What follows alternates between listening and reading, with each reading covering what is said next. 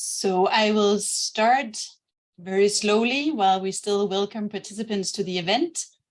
I will like to start by saying my name is Trine Jensen and I work as the Manager for Digital Transformation and Higher Education here at IAU, the International Association of Universities. And we are very pleased to welcome you today to this final project event of the IDOCOS project. And IDOCOS stands for Innovative Doctoral Courses for Sustainability. So as I already said, do please feel free to introduce yourself in the chat. We're pleased to see from where you're joining, and we're very pleased to have you here with us today as we will be talking about this project that we've been implementing now for 2 years. And we are very excited to share the outcomes of the project with you. It is a project that is co-financed by the European Union, and we have put it together among the project partners, weaving together some of our priorities, joining, for example, the opportunities of digital transformations, drawing on international collaboration and internationalization, and of course, with the aim of sustainable development.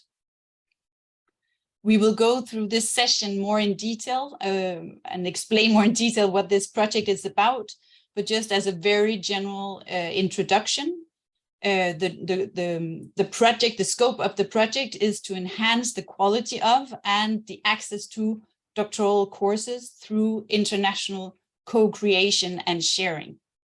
And to support this objective, we have been working on a series of deliverables, among others, a handbook with a methodology in order to support this type of collaboration. We will have a session today where several of the project partners will be introducing the work that we've been doing. But at the end of the session, we will also have time for Q&A. So do please feel free to state your questions in the chat, and we will pick it up towards the end of the session and have an active discussion around that as well. So let me start by maybe going around the table and introduce the different project partners that are with us here today. So let me start by the University of Bergen, where the University of Bergen is the lead coordinator of this project. And we have Thor Setterdal with us today, who is the Assistant Director and Academic Coordinator, Global Challenges at the Center for International Health at the University of Bergen in Norway. So Thor, welcome to you. It's also a pleasure to introduce Gard Tittelstad, who is the Director of Nordic Insight and who's been working very closely with the University of Bergen for the overall coordination of the project. So Gard, we're very pleased that you're here as well. And then if we move on from Norway to Sweden, it's my pleasure to introduce the colleagues from KTH, the Royal Institute of Technology. And here we have Johan Torbjørnsen, who is the director of the Resource Center for Online Education at KTH. Johan. We have Elizabeth Keller, a lecturer as well at KTH. And then we are pleased to introduce as well Henrik Hansen, who is joining the team at KTH, but beyond that, he's also a professor at the Department of Computer and System Sciences at Stockholm University in Sweden. The final project partner, of course, is also my pleasure to introduce. It's my own organization, so the International Association of Universities. And with us today, we're pleased to have the Secretary General, Hillich van Land. I also just want to mention that we have been working as project partners with many other colleagues within our organizations and institutions. So I also want to mention that the outcomes of this project are, of course, only there because of the teams that you do not always or all see here today in the webinar, but it's the collaboration between a lot of colleagues from all our different partner organizations. We are also very pleased to have a few guests with us here today. We have 2 PhD students from KTH, Parag Khanna and Yusuf Gidiotis, who have been taking one of the courses that we have been developing as part of this project, And they have kindly accepted to come into this session as well to provide some perspective from a PhD student's view on the experience that it has been to attend and be part of this project. Finally, we have Mats Danielsen as well, who will come in a little bit later and explain and introduce a system called Decided, which is made available to students as well as part of this project. So I think with this around the table, we have introduced everyone that will take the floor today. And therefore, it is my pleasure to launch the session. And Hilic, I would like to start by giving you the floor for a few welcoming remarks before we go into the details of the project. Thank you. Thank you very much. A very warm welcome to the participants. I see they're coming from everywhere around the world, which is always a pleasure, especially when you sit in the seat that I sit in, i.e. the position of Secretary General of the International Association of Universities, a rigorously international and global association, always aiming at bringing different voices from around the world together. The International Association of Universities is very honored to partner with KTH, Nordic Insight, University of Bergen, on a project that is co-funded by the Erasmus Plus program, funded by the EU, because this is a project that actually has the potential of really serving the global higher education community as well. It's aiming initially at assisting the development of a new kind of doctoral education and the co-creation and sharing of a model that really is suited to, and defined to actually serve many different kinds of universities. And I've to be open and honest with you, I've read the book, the handbook, with a lot of pleasure. Really interesting to see how it provides for a true background and backbone for this new initiative, which is aiming at co-creating and sharing doctoral education. I think this is really quite innovative in the way it approaches partnerships, it approaches way in which we can collaborate better, and thus also challenge a bit the competition that we see everywhere around the world. We need to develop a new kind of doctoral education that suits many different realities around the world, that really allows to develop the kind of high quality higher education that is needed world round in order to address together the global challenges that we face. And thus to do so, we need to have good bases in universities to create the kind of courses that will allow the students to unfold and develop to the full and become those change makers of the future. So as Trine already said, this is really a unique opportunity to bring together many different things.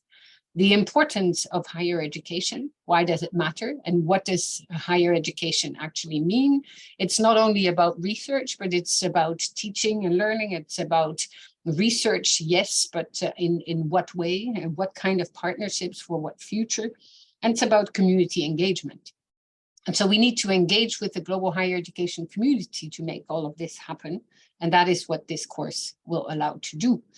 And so it leverages on the opportunities offered more recently and post-pandemic, ironically, by the opportunity to actually use the full potential of the digital transformation that also impacts higher education, and to link different dynamics, internationalization, international cooperation, the opportunity to work together in a different form and shape, to learn from each other online, and then to really address the global challenges that we face and thus engage more fully with Agenda 2030, and then create the kind of doctoral education that will allow to do so.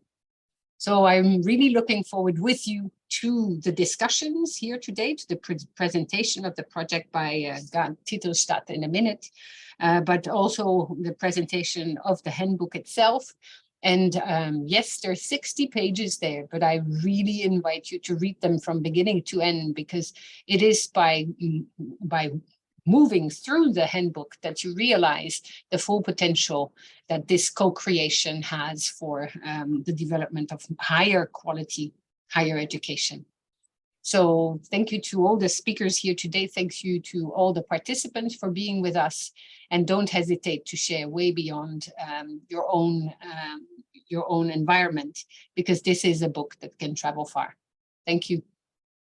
Thank you very much for your positive words, Hilic. It's a good way of starting the conversations today. Now I think it's time to dig a bit deeper into the project and what we have been doing, how it has been constructed. And to do that, it's my pleasure to give you the floor, Gard, to set the scene in order to better understand the full scope of the project in more detail. So Gard, you have the floor. Thank you, Trine.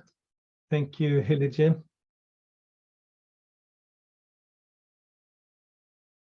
Now, so why do we do this in 2023? Couldn't ChatGPT fix it all for us?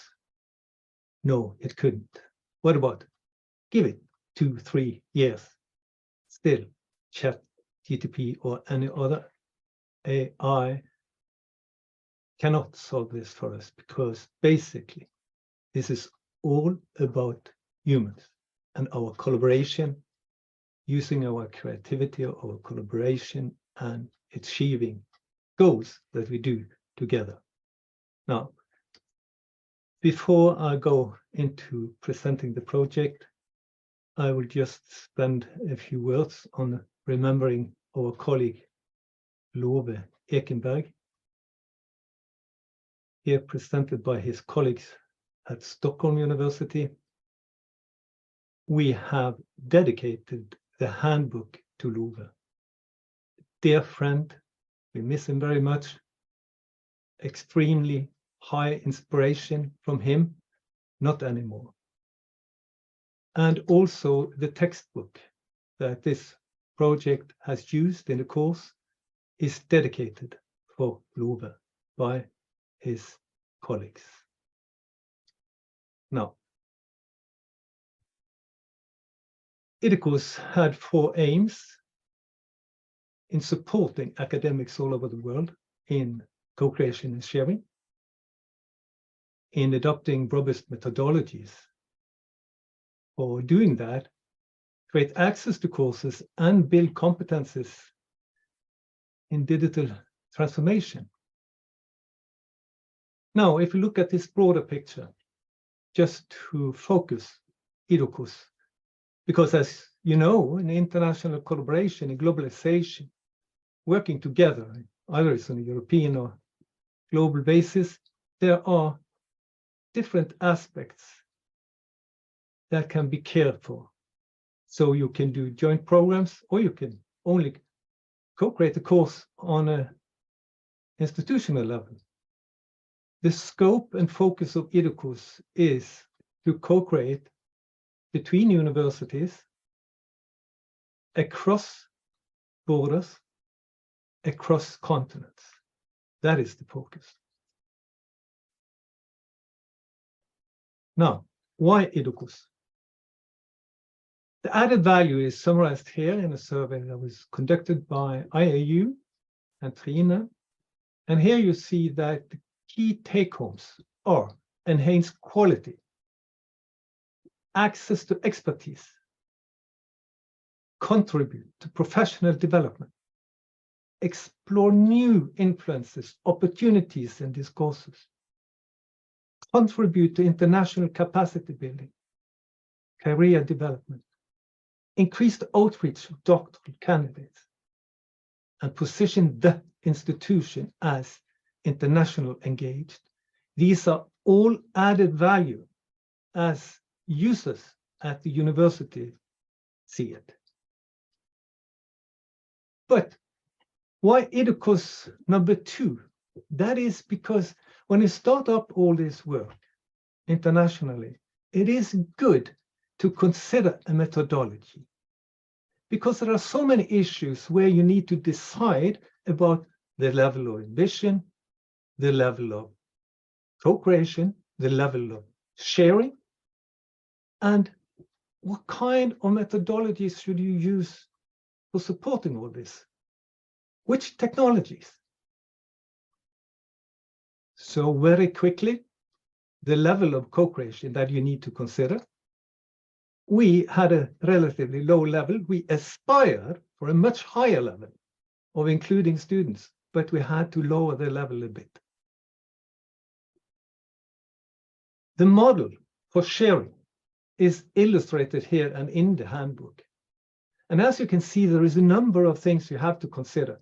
Should you share through one provider, or should all have access to the same courses and you share internally, or should you have a common database, etc. IDOCOS choose this model down to earth, a very simple digital supported platform to support the sharing of co-creation and provision of the course. And then again, the methodology for positioning the technology that should support these activities. Many levels. You can be very ambitious, and as you know, there are huge platforms out there that are very ambitious, both for the money and for what they want to achieve on the global scene. And there are much more modest that do daily collaboration with very limited tools, a bit in the cloud, local LMSs, etc. So this was the pragmatic approach of IDOCOS, that we have, yes, we have a simple digital supported platform, and then we use other, I would say, very usual tools to solve the issue. The third reason is welcome to the world. All what we have done are based on the principle of openness, and all our deliverables are licensed openly. Then, you know, this is a bit complicated figure. I've shown it many times. Basically, this is a model of one value chain of inclusive digital transformation. Here you have the talents. They are many. The talents are academics, librarians, it's IT support. They are in different universities. They have to be carefully selected. There are task forces that work together, good people. They need to be skilled for doing this, so they are or should be trained in the collaboration issues. And it is the technology that need to support several of the processes of the project. And in the end of the day, there are external access to what we do. The last, yes, can we do something internationally without addressing sustainable development? And I think no. But that is not the quick fix. It is not a low-hanging fruit. It is really a challenge. One thing is on an institutional or national basis to really engage for sustainable development, but to have that included in your daily work, that is a bit more demanding. And I see IDOCOS is one reply on addressing sustainable development. We address partnerships for the goals. Now, what IDOCOS delivers? Yeah, we deliver 5. We have 5 reasons for why we exist, and we have 5 reasons. No, deliverables. We have 5 deliverables, 5 reasons. Okay, so make it easier to remember, right? 5, 5, 10. Good. First of all, we deliver a handbook, a methodology, and that will be presented by Elizabeth Keller. Next, we also deliver a textbook written by colleagues at other universities, and where also Love Ekenberg is one of the initiative takers and authors. The pre-published version has been used in the course as the main textbook, and it will be openly published soon, I guess in June. And we have delivered course, even 2. One dedicated for a closed group, and one open, self-paced. And Henrik Hansen, he will present all about the courses, together with the doctoral students that has conducted the courses. And our fourth deliverable is the digital supporter platform. Now you can yourself go into the website, which is idocos.eu. You can look at it, and this is just a picture of the landing page. Last but not least, we have also delivered a community of practice. And the practical term for the community of practice has been TIHESA. TIHESA was 5 years ago launched by Love Ekenberg. And it is a partnership that will support the growth of higher education, quality research in Africa, south of Sahara. Today it is a community of practice. We have also discussed other things in this community of practice. I promised to show 236 slides to my partners, and now they are shivering in their offices. So I showed a few. So what is next? Yes, you had the right guess. It is. Thank you for listening to this presentation about the IDOCOS project. And thank you to Trine. The floor is yours again. Thank you, Gard. I am very surprised that you did not have your 200 slides to share with us in this limited time that we have here, but I'm very grateful for this presentation, kind of establishing the overall idea of the project, the different deliverables that we've been working on. So I think that we will just continue, and we will start, as Gard was saying, by an introduction to the handbook that was elaborated as part of this project. Hilic mentioned it in her introduction as well. And Elizabeth, I'll give you the floor to introduce it a bit more in detail.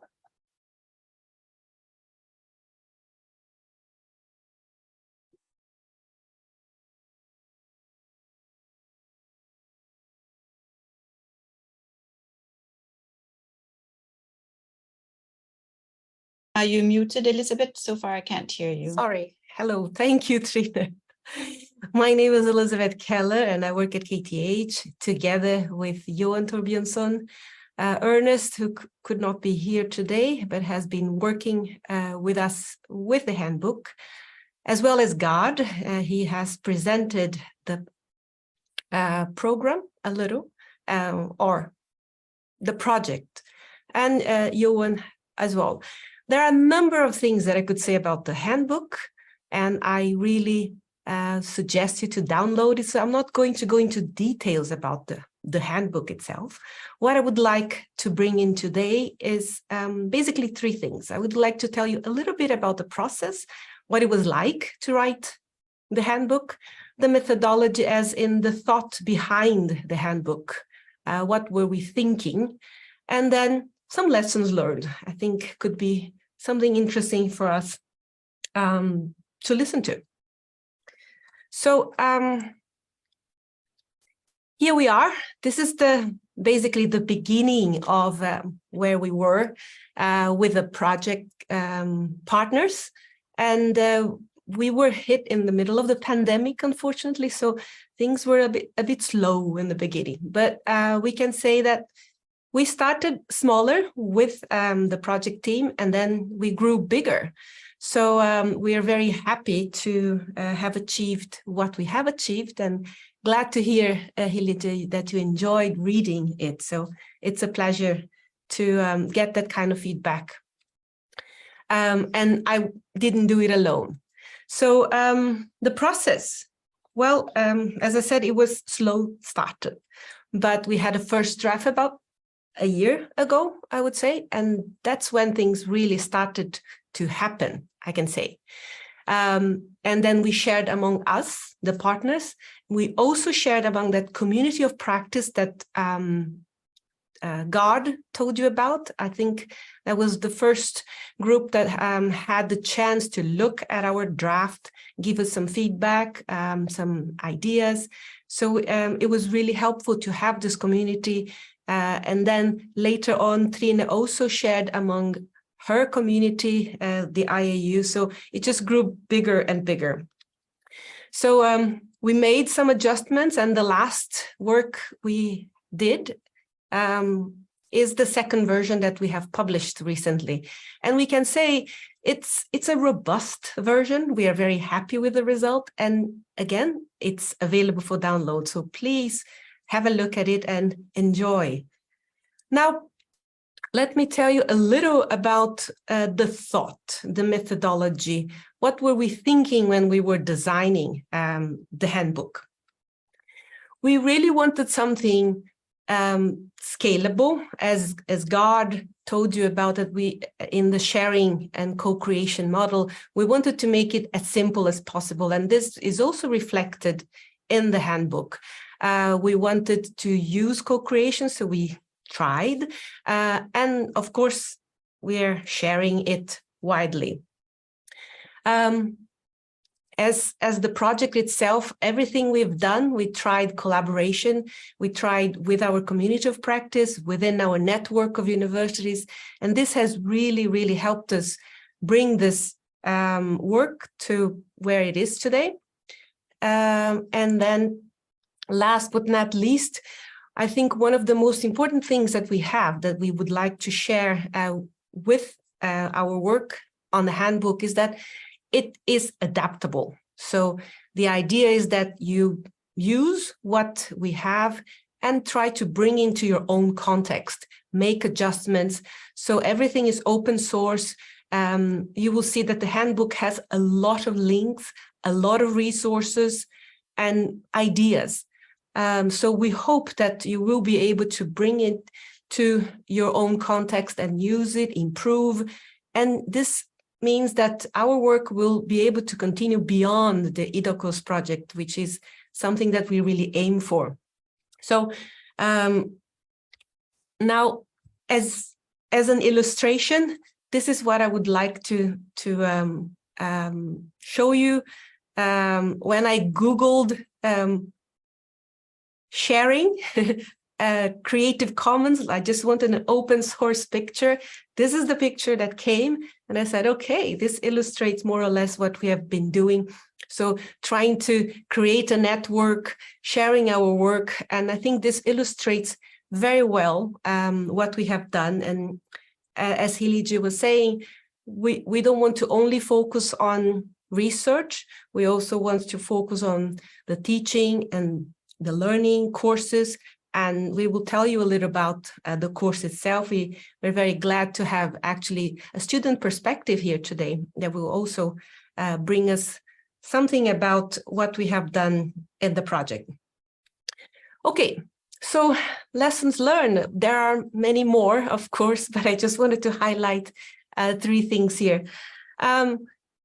As you know, digital transformation goes very fast and it's moving very fast. So it's not so easy to keep update with all the things coming like ChatGPT and so on. But we've tried as much as possible. And the vital thing for us has been the feedback. So we really would like to thank here our collaborators, people who have actually read and given us some feedback, oral feedback, written feedback. Really, really appreciated. And yes, we have had some unexpected circumstances throughout the project, but it has really, really made a difference. So we really hope you enjoy. And God has already showed you, but that's where you can find the handbook. And it's almost like a version 3, but we call it a version 2. And it's available for everybody. And if there is something you would like to say, we would love to hear later on. So once again, thank you very, very much. And then I'll give the floor back to you, Trine. Thank you. Thank you, Elizabeth, for introducing the handbook and also really illustrating to what extent that we have aimed for co-creation in the process of bringing together this handbook. Because of course, we as the partner had an idea when we developed and designed the project, but it was extremely important for us to ensure that there were resonance in the institutions, of course in Europe, because it's a European focused project, but even beyond Europe, we engaged with the regions from around the world and collected feedback in order to make sure that it would be relevant and useful in different parts of the world, really with the idea of incentivizing international collaboration and sharing around doctoral courses. So thank you very much, Elizabeth, and I hope that everyone will download the handbook and use it within their institutions. Now, of course, when we do a handbook on co-creation and sharing of doctoral courses, part of the elements of the project was as well to have a demonstrator course that was co-created as well. That's kind of the spirit of this overall project. And Henrik, you have been very instrumental in of course, designing the course, but also taking part in the actual delivery of the course. So it's my pleasure to hand over to you now to explain the process here and also a little bit about the delivery and the scope of the doctoral course that we've been offering during the past few months. So Henrik, over to you. Thank you very much, Trine. I shared the screen, made a small presentation. Let's see how I can do it like that, I think.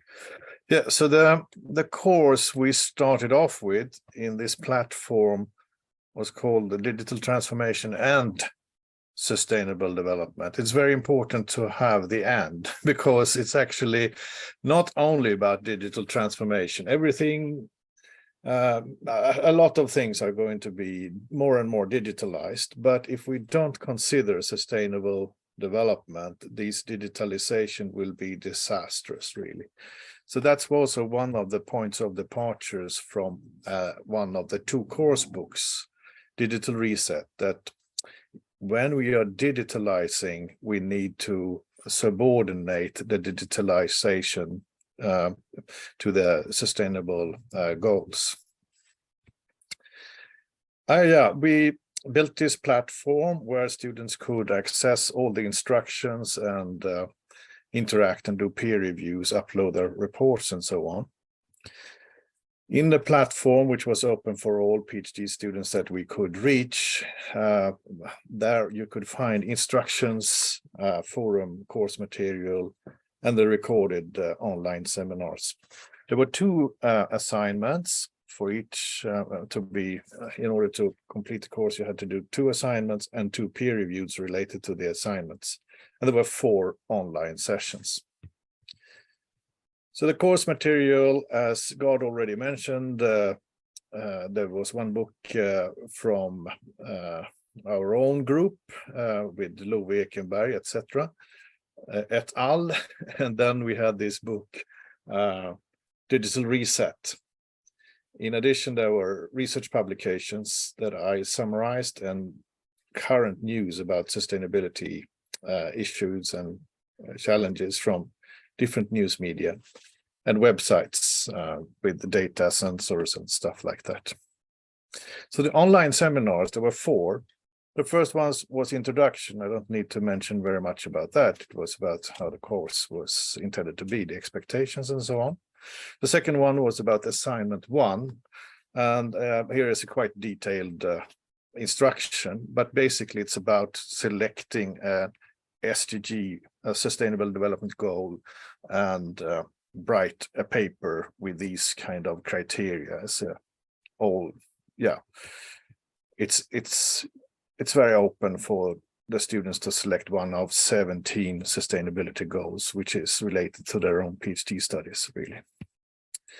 And my first lecture there in this 1.5-hour seminar was about the physical world, about the changes that we actually do, which is leading to increased temperature, pollution of air, land, and water, increased drought and fires, extreme weather, water shortage, ice melting, etc., degradation of. It's the physical world, but it's actually human behavior changing the whole globe, actually. One important source was the NASA sensors, satellite sensors around the world. And this physical world, the changes, I also included waste. I mean, we are swimming in plastic and electronic waste, basically. And then it's getting worse and worse. So I had a lecture about that. And it affects several sustainability goals, as you see here. Electronic waste is expected to increase a lot. It's already a huge problem, but it's also a good resource. It's 100 times more gold in a ton of mobile. Let's see here. There is 100 times more gold in a ton of mobile phones than a ton of gold ore. So that there is a business model to be developed. This is not a lecture. So, I mean, this is just the topic. This is the key word. We also talked about, I bring up the resistance to change, because why are things so slow? And there's a lot of things that I listed here. So what did the students do with the first assignments? And who are the students? I had no idea, actually, because I was talking to myself in this online seminar. The first one were very little feedback, but they were from Sweden, Zimbabwe, Greece, South Africa, Nigeria, Kenya, Rwanda, Ethiopia, and more, because I didn't always, in the assignments, I couldn't see where they were from. And I'm talking about the so-called Alpha group, which was the smaller group where they got the credits. So the topics the students chose for assignment 1 was about energy and about climate change. Here you see some of the titles from the papers. And some are general, some are contextualized to a certain region or a certain country. Other topics were related to health and digital transformation in the health sector. And also, of course, food is related to health, but also related to, changes of the planet physically, so on.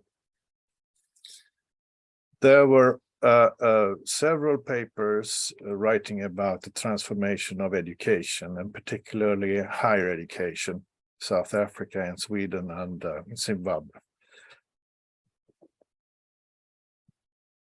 Assignment 2 was the third online seminar. And then, of course, I had to inform what is the assignment 2. It's a lot of text, but basically here it's about finding a positive way out of this problem. So this is more of a creative solution approach in this paper. Many students continue with their own topic, but some did something completely different in their second paper. And the lecture I presented there was about the living world. So that was about the species extinction, habitat loss, biodiversity loss, food production, health issues, sustainability in agriculture and fish farming, and some more things. And this topic is related to several SDGs as well.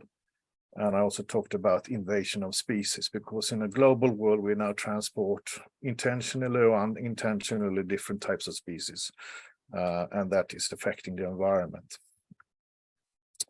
So one thing here was the number of species we extinct just into 2020. And there is a website with the red listed animals. So we talked about actions, digital transformation, good examples, sustained tech companies, citizen science, food production, and habitat production in this seminar. What did the students do in this seminar? Well, they wrote about, here we have some completely new things, like I think Kanna is going to present I did a small study, which was beyond expectations here about implementing a paperless environment among students and researchers in his university. There were other papers about how to use XR and AI in healthcare in South Africa and so on here. I will not go through everything. There were also a project about banking sector. And then again, popular was the SDG about quality in higher education and digital transformation of higher education. But here we have some cases and issues, problems, challenges, and approaches in Kenya, Ethiopia, Zimbabwe, and Sweden. Then there were papers about how to get people employed and competitive by digital upskilling and reskilling, and also about food security and using big data. And then I think we have this presentation about speculative fiction journey. It's a more future-oriented science fiction analysis of what can we imagine relating and relate in relation to sustainability goals in the future with new technology. So, and the final seminar, I selected a few students who presented their works, and we had discussion, and all the students who were there, we discussed their works as well. So that was basically the course, and that is my final slide. Thank you very much, Henrik, for taking us through the course and explaining a bit the scope of the course and how it was conducted. I also want to mention, as Gard and you explained, Henrik, that we had two versions of the course. We had one which was the closed group. That was our initial ambition of having 50 students enrolled that could enroll and also potentially obtain credits by completing the course. But as an ambition of the project, we wanted to also open it up and share it beyond this closed group. So that's why we also developed what we call the beta version, which was an open access and then self-paced learning opportunity, where we mobilized PhD students from around the world. And we were very successful in our campaigns, and we did mobilize more than 1,600 students that expressed interest in this topic on digital transformation combined with sustainable development. So I think that also really shows there is a huge interest for this topic. Today, I'm very pleased now to turn to two of the students that had the opportunity to follow the courses, the lectures with Henrik. I would like to start by giving the floor to Parag Khanna, who was one of the PhD students enrolled at KTH that took the course, and tell us a little bit about your experience and how it was to follow and your thoughts on it. So Parag, you have the floor. Okay. Hey all, I believe you can all hear me fine. Well, good afternoon to you all, or good day, wherever you are in the world. And I will start by sharing my screen. So I hope you can see the screen. Yes. Yeah, so I'm a PhD at KTH, and well, just giving a bit feedback about the course. So as Henrik mentioned, that the course was divided into 4 online lectures and meetings, and well, my feedback or my sort of what I learning outcomes in this course was well, a brief introduction to sustainability and the problems that we are facing currently.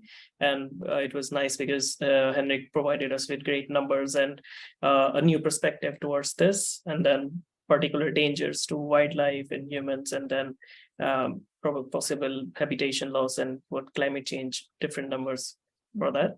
And then what are possible digital transformation practices that can be implemented, and what are the multiple SDGs and particular effects possible in digitalization. Going on.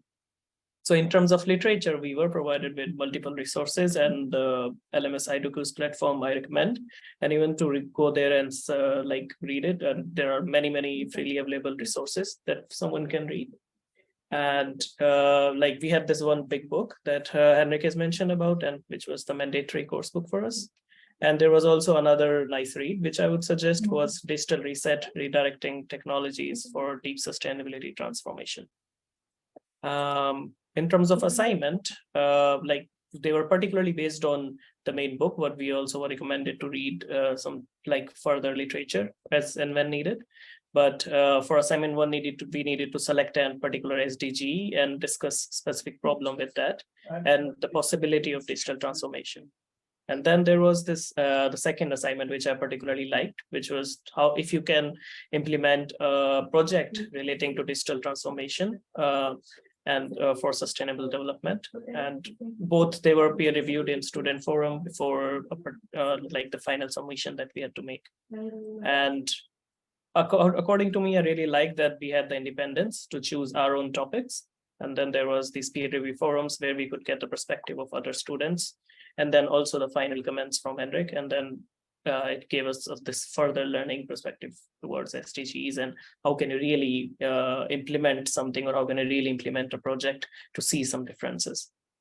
Just briefly, I will mention about what I did in the assignments. For the first assignment, I had SDG 7 as my topic about affordable and clean energy and what are the stakeholders, what are the current problems and possibility of digital transformation there with a SWOT analysis. But and the one that I really like doing was this a proposal to implement a project in the lab that I'm in to possibility of reducing paper printing for research articles. And just briefly, given the lack of time, I will go very fastly through what I could say, what the problem is, which was that VSP PhDs print a lot of papers, yet we are surrounded by screens all around, like all of us right now, but yet I see my colleagues and many researchers around me printing a lot of text and articles, and this can amount to a huge number of papers printed just in a week. That's a possibility. And then, of course, in terms of PhD thesis that need to be printed, there are so many pages that get printed, and according to me, in a way wasted, because anyway, a PhD thesis, for at least for KTH, I can say is available online for all to access. So what's the proposed transformation in this is that by using our electronic screens around, because we anyway use them at all times, according to me. So the digital transformation there is that the research articles which KTH makes us available would be available only digitally and not printed by KTH printing, for example, here, and then limiting the number of KTH theses to be printed in hard copies. And for this proposed implementation, following the course literature is by implementing a Scrum like waterfall agile model, and then having these steps, establishing a goal, providing training, and implementing technology solutions with progress monitoring and revising and reevaluating whenever needed. But according to me, a first step for all of this was to have a survey, as it was given in the main book as well. And I was able to find out what my fellow colleagues are like. This was an anonymous survey, so what anyone could say whatever, and I could see that what could be possible challenges in this, and the first one being the resistance to change, as Henrik mentioned. And then people are always questioning about electronic carbon footprints, which was interesting because I also asked one question, that when you are reading a printed paper or printed article, do you have your screens on, which normally people do anyway. So there was this effect or counter effect of having a screen on. So we like, for now, I have like 2 screens on, and most of you have your screens on anyway currently. And that's what we do in our offices. And so I could find out multiple things in my assignment, and to say that, oh, there's always this whataboutery in resisting change, where we talk about what about this, what about that, but not really about this particular problem. So overall, this was a very nice experience in terms of evaluating our own sustainable choices, and if seeing that if you want to implement something that could have real tangible effects, what are the challenges that you could face. So with this, I'd say thanks to the IDOCOS team as well, and thanks for the course and this wonderful opportunity to present today as well. And I look forward to hear from you all. Thank you. Thank you, Parag, for sharing your experience from this course, and also sharing a bit the thoughts that it has provoked, or I mean, in terms of your thinking and how potentially to do things differently after the course, and embarking fellows, peers on the same path. So thank you very much. Yosif Gidiotis, the same for you. You're also enrolled at KTH as a PhD student, and you also took this course. So we are also looking forward to hearing from you. If you had a similar experience, different perspectives, you have the floor. Great, thank you. I think that you can now see my my presentation. And well, first of all, I'd like to say that I just started my PhD at KTH 3 months ago. And when this course got advertised, I immediately thought to myself that I would like to sign up for it, because in my previous academic endeavors, I haven't dealt with sustainability any like as much as I would like to. So I saw this as a great opportunity for me to read more and learn more about it. My PhD topic is around education and technology, and more specifically the future of education through technological advancements. And part of that is what is called speculative fiction, which is basically social science fiction stories about what the future might hold. And I'm only mentioning that because I took that part and implemented it in one of my assignments. But before I get to that, I would like to reiterate, really, I'm not going to be too original in this, but I found the course books and the suggested readings provided by the team on the learning management system very useful. Mostly because, as I said, I haven't dealt with sustainability and digital transformation before. So instead of me just looking through a pool of resources, the team's guidance was really helpful, as well as the webinar sessions. They were really indicative of the direction that we should take, or we might take, with our assignments, as well as what is generally happening in the context of sustainability and digital transformation around the world. And then when it comes to the assignments, so this is just the title and the first part of the introduction from both of my assignments. For my first assignment, I chose to conduct a scoping or otherwise systematic review of the sustainability practices or digital sustainability practices of the higher education institutions in Sweden. To see for myself, because I do not come from Sweden, so I was curious to see what sustainability practices have been implemented, and then come up with suggestions that could be potentially implemented in the future. And then that future part, I took up more in my second assignment, which is more close to my current research interests and my actual PhD topic. So in my second assignment, I proposed a project for higher education staff, teachers and students, who would essentially imagine what the future holds in terms of several technologies, or even our life and our education in the future through stories, which stories would then be analyzed, and potential conclusions could then be shared with stakeholders who make the decisions around higher education provision in Sweden or any other country. And one point that I really liked about the assignments process is the peer review that we got to do. So we essentially uploaded our draft versions of our assignments on a discussion forum on the platform, and each student had to review another student's paper. So that was a really good opportunity for us to first of all read other people's papers and maybe get ideas about how we can approach certain topics or certain themes, or even get suggestions for literature references, but also get more specific feedback about our text per se. Yeah, so that is it for me. I chose to keep it quite quite fast, because obviously the specifics have already been mentioned. So yeah, I overall enjoyed the course, and it gave me a chance to think more about digital transformation and sustainability, and that's the biggest takeaway, I think.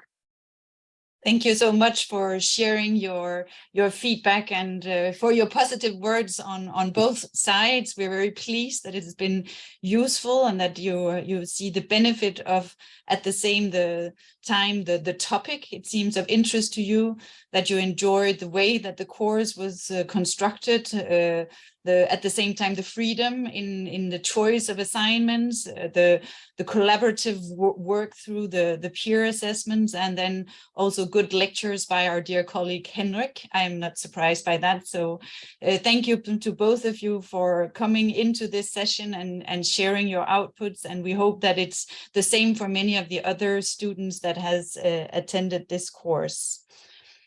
Now, this then puts an end to the introduction to the course as part of the deliverables. A third dimension of our project was to build this digitally supported platform that kind of puts it all together. I would say the handbook, the methodology, our demonstrator course, and then this digital space that allows us to access the different deliverables, as well with additional options or tools how to potentially pursue this yourself in other institutions. So to introduce this part, it's my pleasure to hand over to Johan Angard. I don't know if you're going to do it jointly, but you have the floor to introduce that part of our project. Thank you, Trine. Actually, we'll do it jointly, me and Gard. Just to start to say something about the aims of this platform. Very often when people talk about doing online education, they make a quite heavy decision on deciding what kind of platform you will use to implement the course. Very often this platform controls all the processes in the projects behind developing courses and education. So it can very often be a bad choice. So one big decision is to not to I mean, a very important decision is to have a strategy for how to think about different platform components. Education and such things are very complex processes. Actually, a course is a designed, controlled process somehow, which lead to some outcomes for the students, but it's much more in it. It's a lot of decisions and creativity behind what will be the course. But within the course, people will meet and discuss and learn. So a good course can be a big difference between a bad course. What we believe in this project is that co-creation can lead to better courses. And in many cases, co-creation can be the actual clue to have a course. Very often, if the university in itself cannot create the course, but universities together can create the possibility for students to meet and learn in the course. I want to say also that when you have a co-creation project with some different individuals, the crowd, so to say, of creators can be much more intelligent than each individual. So this is also something to think about, to have platform tools that actually supports the inherent dynamic within the crowd of creators, and don't, I mean, the tools shouldn't control the creators. But in best cases, you can have a transparent process that aggregate the best parts of each individual components in the crowd, so to say. So perhaps you want to say something now, Gard?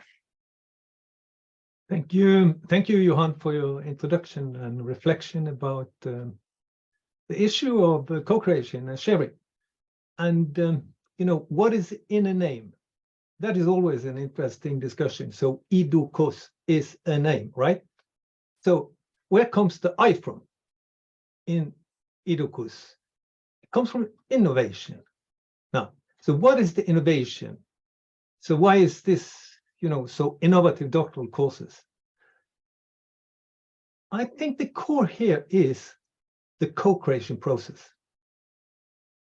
It invites for innovation. And then, as we know, we have used open resources, open license, which we can copy, we can adapt, whatever. That as well is a facilitator for innovation. So it's not that you have to be specifically intelligent or specifically creative to do innovative courses. I would say it's the other way around, so to speak. And that is, if you have an innovative approach, a mindset that is open, that invites for collaboration, co-creation, and sharing, you can use these methodologies to become innovative and to create innovative products, services through the co-creation process. This was just a reply to you, Johan, on your reflection and the methodologies used. If I can add some other, totally other, I would say completely other issue. That is the global context. Because if we look at the global context, we are very, very small. Obviously, we are smaller than David. But if IDOCOS is David, who is Goliath? Well, yeah, IDOCOS, one Goliath. European inter-university campuses. Those of us that have been following the European University Alliances, we have been, what should I say, stunned by, all the discussion about the huge platforms and rectors entering the scene saying, we need billions to build these platforms. Well, it might be, I don't know. But obviously, European inter-university campuses are, or is, a Goliath. And yeah, I show this because it has moved below the radar. It has almost not been observed in Europe. And that is, what about the online program managers, the OPMs? Well, basically, the OPMs are commercial providers that sell in their services to universities. So universities outsource online education, they outsource the online work, they outsource all they have to do to move the university into digital transformation. Is that good? Is that bad? Well, I leave that discussion up to you. But anyway, obviously, this online program manager that occurred first in the US and Australia has also moved to Europe. And this is just a reference on Wikipedia. And the last sentence, until recently, they have also been less subject to government scrutiny. And if you haven't seen this before, look at this. It is the growth of OPMs, as we say, counted by Olan EQ from 2010 up to last year's. And as you see, it has been an enormous growth in online program managers selling their services. Mostly these are for profit, some not.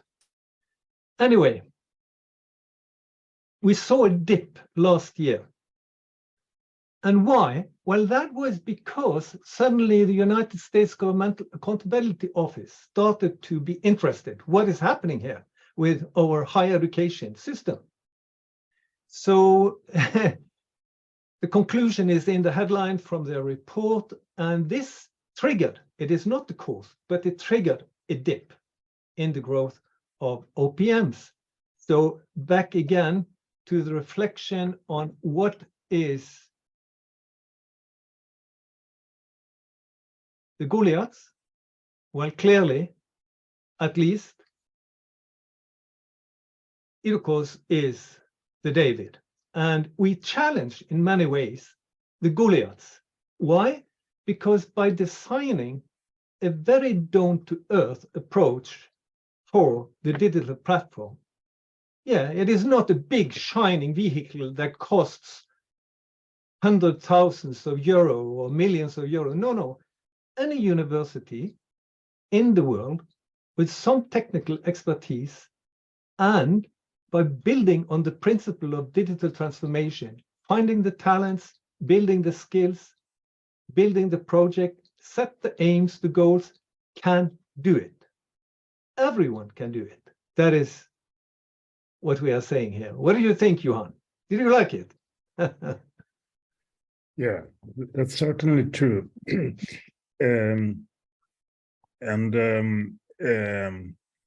I mean, everything has a price. So you need to understand it's about focusing on the right pieces.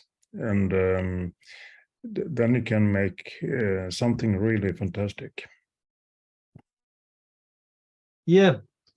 You know, we very early, we specified what this platform should do, but it was impossible to specify the platform without specifying the human resources, the talents that are needed into this process, and how they could be organized. And this is the IDOCOS solution. I guess that people around the world will do it in different ways. You can have different models for this. You have different technological expertises, but basically, by the use of human talents, building skills, putting it together in a good organization, you can make it work through quite a simplistic web solution, right? Quite simplistic. Yes, but we are talking about pieces of technical solution here, and if you buy one single platform, you may need to pay a lot of money every year for that. But here we have chosen a simplistic solution, as I say, that actually supports the important parts of co-creation and implementation and sharing of courses. Yeah, I would say that we have one limitation in our model, to be honest, right? We should be honest. And what is that limitation? That is a question for you, Johan. Well, there are perhaps a number of limitations. One limitation is some legal limitations. I mean, in Sweden, we have some laws for openness and also for protection of data, personal data and such things. And if you have a course in Sweden for all students or other universities in the world, then they need to obey the laws in Sweden. So that could be one tricky thing, but this is something we talk about in the handbook, some open questions that you need to be aware of, but you can handle. I like that response. Yeah, you do. You're crazy. But another limitation is that, I mean, always when we have a platform, it's a lot of responsibility. You need to have it work to manage the expectations from the users. Well, this can be extremely costly. Without going into details, but this is something that may be very expensive and hard to get a decision on from a local university. I mean, to take the responsibility for having I mean, more or less a general platform up and running all the day.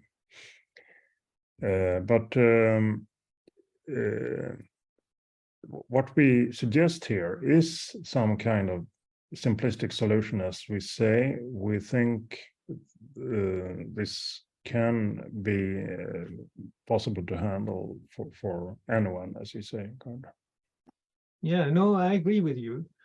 I should say that if you materialize what you said about the legal and a bit the user expectations to one word, and I know this is not correct, but still, yeah, it is the LMS. You know, because we expected to use the LMS of KTH. And, you know, lucky for us, you had two open solutions, the EDX solution and the Moodle solution. Yes. You know, the funny thing is when we looked into sub-Saharan Africa and said, hello there, they said Moodle. So that was quite funny. It was compatibility between Africa south of Sahara and the LMS we found out we had to use to get around those more problematic issues, right? So, well, in our solution, you need an LMS and you need what Johan discussed. However, through the project, we found out it is possible, of course, to do this without an LMS. For example, you have the program or the application Taurus, which I know is much used at KTH, where you can, in fact, both prepare, design, and run the course.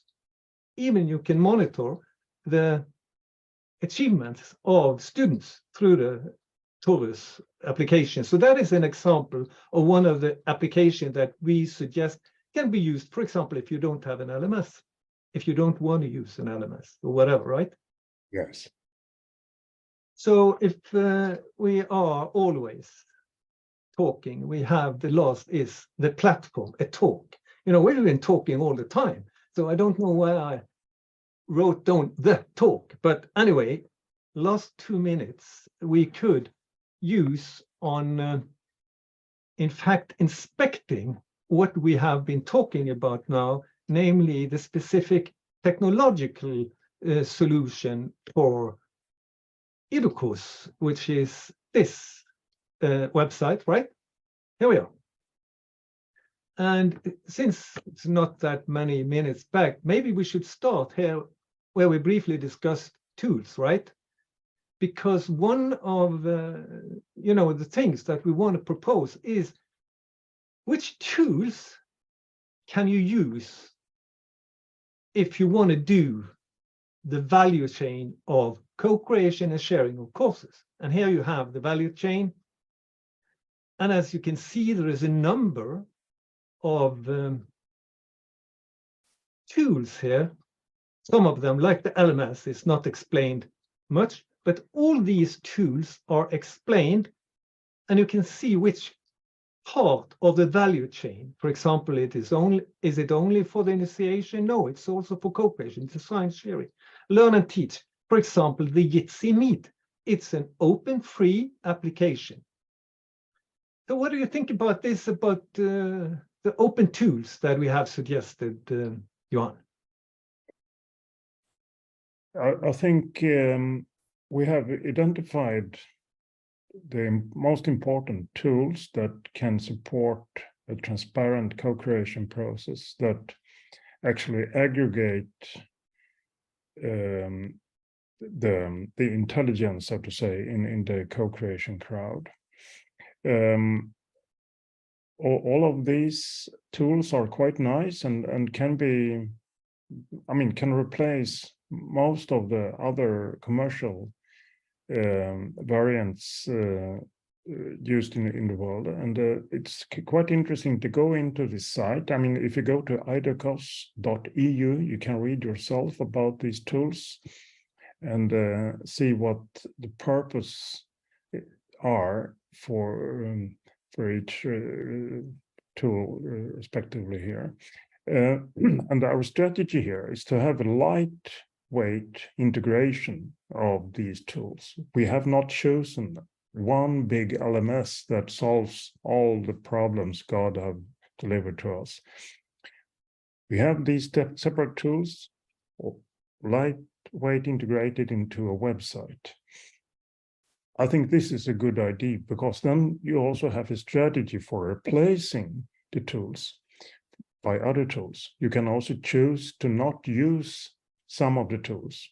For example, if the important thing is to initiate the project and start up the co-creation work, it could be that you need a wiki. Then you can pick the wiki here and use it.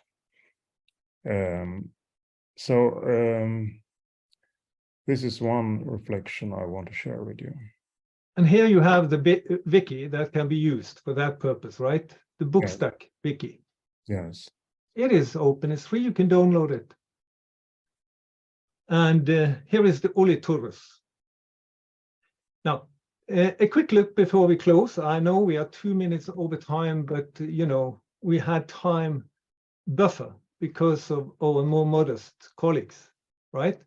So we are not over time yet, but a quick look at the other open thing, namely the open resources. And we only have 2 resources to offer, namely the course and the handbook.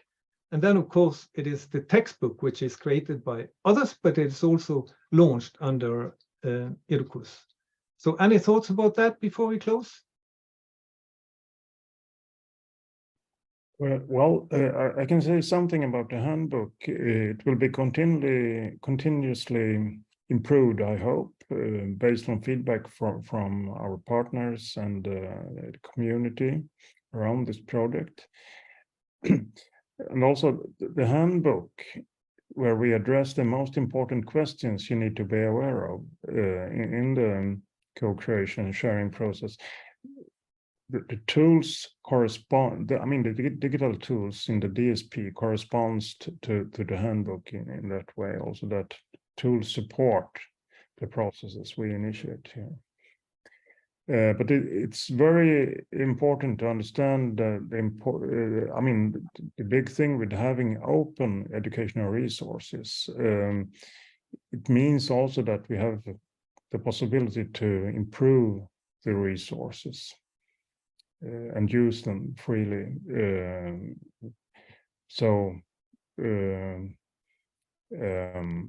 I hope this project can be a start for something that make a difference in the world.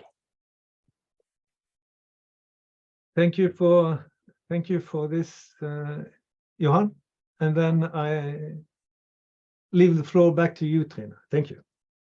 Thank you to both of you, Johan and Gard, for your co-presentation around co-creation. I think that is very appropriate here. But thank you as well for reminding us that with a simple approach, it is possible for all institutions, not only those with a lot of resources to pay for expensive technical solutions, that there are solutions for universities to come together and collaborate using some of those tools that are referenced here on our website in order to foster this international collaboration. It is now my pleasure to turn to you, Mats Danielsson. You're one of the authors of one of our key textbooks of the course, and we're pleased to have you here today introducing a system that kind of underpins as well some of the thoughts in this book called Decide It, if I pronounce it correctly, but I'll hand over to you to explain in more detail. Yeah, thank you very much. Yes, that's a perfect pronunciation. Decide it. Let's see if I can share the screen and then also get it into presentation mode. So I hope you have a black screen by now. So who am I? Sorry about no camera. I'm on a desktop computer that doesn't have a camera, but the presentation is interesting. It's not me anyway. I'm a professor at Stockholm University, same department as Henrik Hansson. So, and as you said, then I'm one of the authors of the mandatory book in the course. I'm also coordinator for publishing the book, and we are still hoping to get it out before the summer, but it's been almost a year in the making, so publishers aren't that quick. So that's one of my roles. The other role is in this software program called Decide It, where I have developed all the algorithms as part of numerous research projects over the years. So my talk is about how does the book and this program go together. Let's see if we can find out. This is, by the way, the cover of the book. It arrived yesterday, so just a couple of days ago. It's taken months and months just to get the cover done. Now it's only the 332 pages remaining before the book is done. So this is the official cover of the book.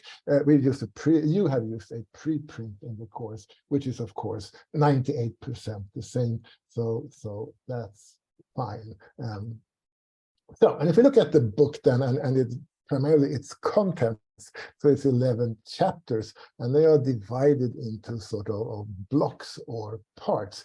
Where the first part is sort of general strategies for digital transformation. It's about the organization, it's about business models, and so on. And once you've set them, you need to make a lot of decisions, sometimes tough decisions, to implement these strategies in an organization that doesn't always want to change. An organization could be a company, but it could be a governmental organization or an NGO or whatever.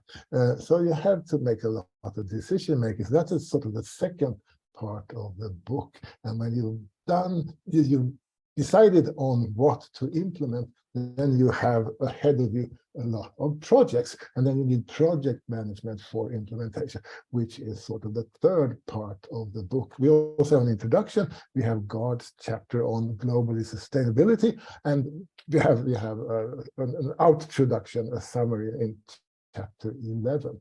But we also have an appendix, and the appendix describes the software that's being used in chapters 5 to 9. Sorry, and it's very important to understand that this tool has been used to generate all the graphics in the examples and in the book. So it's integrated into the book, but it is independent. So it's a good companion, but it's not required. You can have a full comprehension of the book without using the software. So, but this is one of the leading softwares in the world then when it comes to decision support and analysis. I won't go through it here because it's been described in the appendix.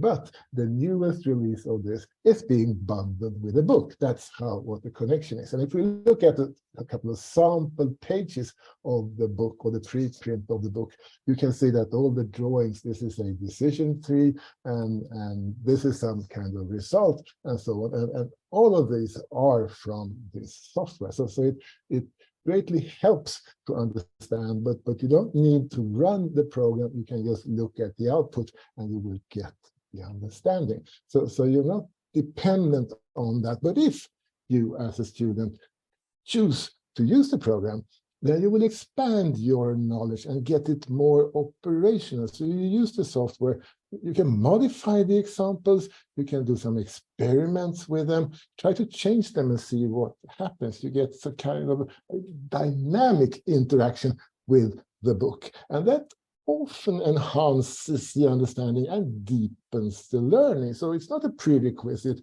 You can learn everything from the book, but if you want a deeper understanding, if you really want to work through the examples in the book, then the software helps you with that. And there are more than 10 work-through examples in the book then. So, and then if you look at the appendix, then it will tell you how to use the software to either run through the examples in the book, if you like to, or create your own examples. So that's what the appendix amounts to. And at the end of the appendix, then it's a license key, and the license, and it's an explanation on how you enter the license key. And this one gives you 1 year's access to the full functionality of the program for free. So it's bundled with the book. Yeah, like I said, I hope the ebook, the open ebook, is published around midsummer, and this is free for everyone. And then the company that produces this tool would also like to make the software free, bundled with the open ebook for the students of this course or for the students of any other course that uses this book. And if you like, this program can also be some kind of open and free resource for the future, for IDOCOS courses or strategies or whatever. We would also like to students to use our software and our ideas for free. So that's the connection between the book and the software, and why both are being made available for free. I think my 5 minutes are up. Thank you for listening.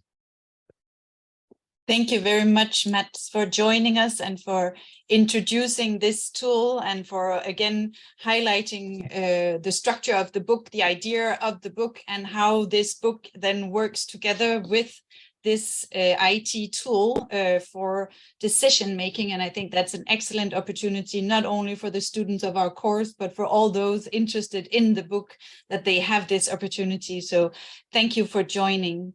I think this takes us to the end of the introduction of the different deliverables of our project.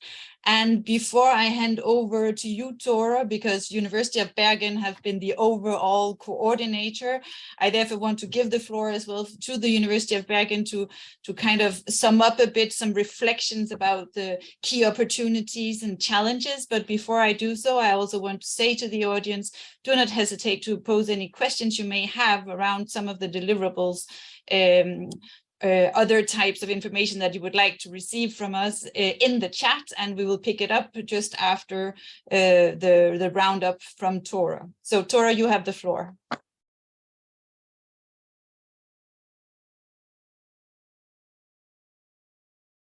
I think you need to unmute. Unmute. Yes, that was a good advice. Hopefully, can you hear me now? Yeah. Good afternoon, everyone. I will not go into details on the project. Enough has been said, and I'm sure we will say more as questions come in. I would rather reflect a little bit more on what a project like this and the outputs and the outcomes might mean for us that sits around at various universities. I'm a social scientist. I'm not an IT person. So I kind of see the usefulness of this from a practitioner side. Someone that's been working mostly in Africa, also at African institutions in Mozambique and Zimbabwe for since the early 90s, and reflect a little bit about what world we are now in, and why do we need to collaborate on these things? Why do we need co-creation of courses, for instance? Why do we need co-sharing of courses? And of course, the pandemic showed us very well why we need it. Many, especially African universities, but also other parts of the world, had to simply close down. Students were sent home, and education came to a complete halt in some places.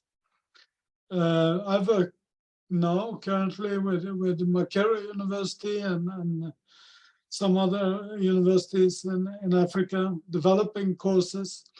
And there are some obstacles that we always run into when we sit in our offices and we need to develop courses that address current global challenges.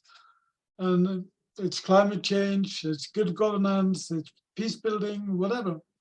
And we see that, first of all, the challenges that we are facing, and also if we are asked to help governments to obtain the goals of the SDGs, we see the how multifaceted these problems are. How can we address them from one discipline or two disciplines? We see that we need strengths that our university may not have. So we may need to reach out to our colleagues across the border or across the ocean for that matter. And we may need to co-create a course. And then, of course, that's the internal politics. How long does it take to have a new master's program okayed and approved at your university? Well, I know in the case of Makera, it will take us at least 5 years, maybe 6. It all depends how many times we get it back from Senate. And it all depends how large the internal politics is, of course. But there are things we can do. We can collaborate on modules within existing program. We can collaborate and co-create a series of lectures within a program. There's a lot of things we actually can do with a program like this, and that is what attracted me to the idea of IDOCOS. And of course, we are facing economic challenges sitting around. When I worked in a university in Mozambique in the early 2000s, I had access to one electronic journal, only because I knew the editor and got a free subscription to it. Nowadays, we could actually, also from that office in Mozambique, I could actually be part of a project like IDOCOS and co-create a module within an existing master program or PhD program, for instance. And it opens up a totally new world of possibilities, I think, that we really need. Because if we are going to look into effects of climate change, if we are going to look into water issues, which is what I work with, quality, quantity of water, access to clean drinking water, we need to collaborate. It's not only an engineering problem. It is, but it's not only, it's also a social science problem. It's a problem of law and understanding of law. It's a humanity program, it's a history program, it's a culture. What about the people that are actually going to access the water? And of course, there's biological issues. These are natural science issues. So we all have to collaborate. And we may not have all those people at our university. So then we need to reach out. And we're all part of collaboration programs and projects where we do research. We have a couple of students, we have a couple of supervisors involved, but now we must also build these collaborative educational programs, and that is what this IDOCOS project will enable us to do. And of course, as Johan said, it's the crowd thinks better than the single person. And I think that's very, very true. But we have to find mechanisms to work together. And we also have to find mechanisms that does not, where we do not have to go to our university and ask for huge chunks of money, because that has been the reality before when we try to co-create courses. So this gives us the possibility to actually build something that may last. And I'm very happy to hear the positive results and the positive feedback from students that we just heard here previously. And I'm really happy to hear that. And I hope we can find ways of continuing to work together to develop the usefulness of the outputs and the outcomes of the IDOCOS project. And before I end, I'd really like to thank Trine and IIU for facilitating this event, and also all my wonderful colleagues that we see in the screens. for working together on this. We will meet again in Paris in a week's time. But otherwise, this project is coming to an end. So it's been great to work with you all, and thank you so much for your hard work and your endurance. Thank you. Thank you, Tor, for your reflections and very important way of highlighting really the overall aim of this project to facilitate international collaboration, to synergize really the resources, the expertise that lies within universities around the world and come together and use that in a collaborative fashion that makes us stronger when we are together. So I think that's a very important message, and I agree with you. It's a smaller project, but with a large scale potential. So I hope that it will resonate with many institutions around the world, and that it will be a seed that will grow into something bigger, and that we will continue to leverage the possibilities of digital transformation for collaboration on important issues that matters for sustainable development. I am looking in the chat. I haven't seen a lot of questions coming in. I have seen some asking where to find the deliverables. They're on the idocos.eu website, so please do go and explore. And to the one who had a question about the link between IAU and AU, well, now I can't even remember the abbreviation. It's just our French abbreviation, International Association of Universities and l'Association Internationale des Universités. So it is indeed the same thing. I look around at my colleagues. Any additional remarks you want to give? Any additional comments? Hilic, I see you raise your hand, so please come in. Well, I think I would like to echo the thanks that we've heard latest from Tora, but from others as well. I think this is a beautiful example of how to work together, collaborate, and develop something that has a resonance, as you say, Trine, that is way beyond even the limits of this project. And there is a word that I used in the beginning. I think what is also really important in this project is that it allows to go way beyond competition, and to really go for collaboration, and true collaboration of a different kind. Tora, you mentioned it, you've been working a lot in Zimbabwe, Mozambique. These countries we need to put on the map even more strongly so. And we can do that by creating these bridges, building these bridges across continents, across countries, through this co-creation. And what the handbook, the book I have to explore a little bit further, but to start with the handbook offers is a real open guideline to a different kind of partnership.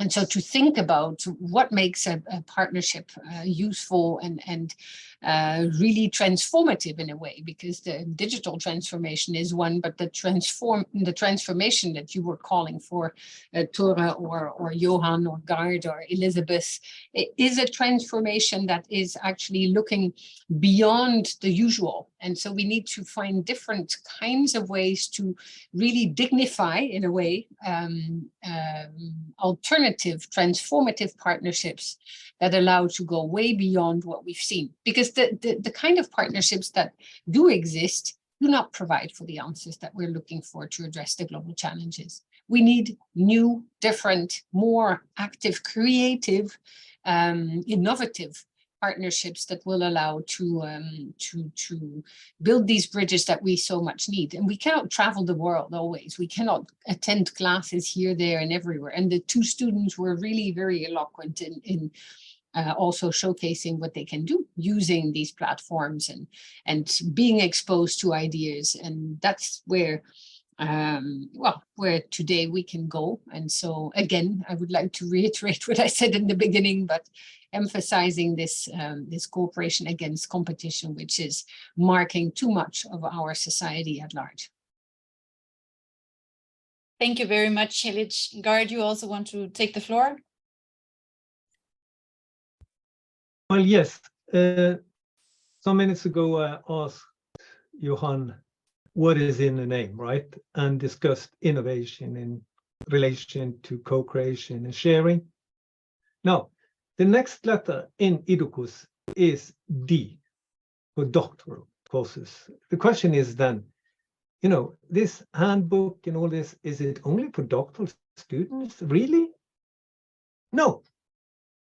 You can adapt it to the whole higher education sectors. And as Tor said, small modules on bachelor level or as an independent course, etc. You can adapt. So what about other sectors like adult education? Yes, obviously. Not all working in adult education have the same structural approach to courses that higher education have. Still, take away, I would say, 1/3 of the handbook, and you are perfect on adult education. And then, of course, lifelong learning. Stop there. What is in the name? D. Thank you. Thank you very much, Gard, for also reminding us of that way of opening up the usefulness of the deliverables to a very broad range of opportunities. I think knowing that we have touched upon all the most important elements of this project, we've sensed the energy from the team, and I agree with Tor, it has been a fantastic opportunity to work together among the partners, but not only with the partners, also with all the different stakeholders that we have been engaging with throughout the process, throughout using of course, the IAU community around the world, but also the peers and networks of the partner institutions as a way of co-creating the different deliverables, making sure that they are as useful as possible to as many institutions around the world. So with that, I would like to close the webinar and just say that, of course, our project is about to end, but our collaboration will definitely continue. So thank you to all and goodbye.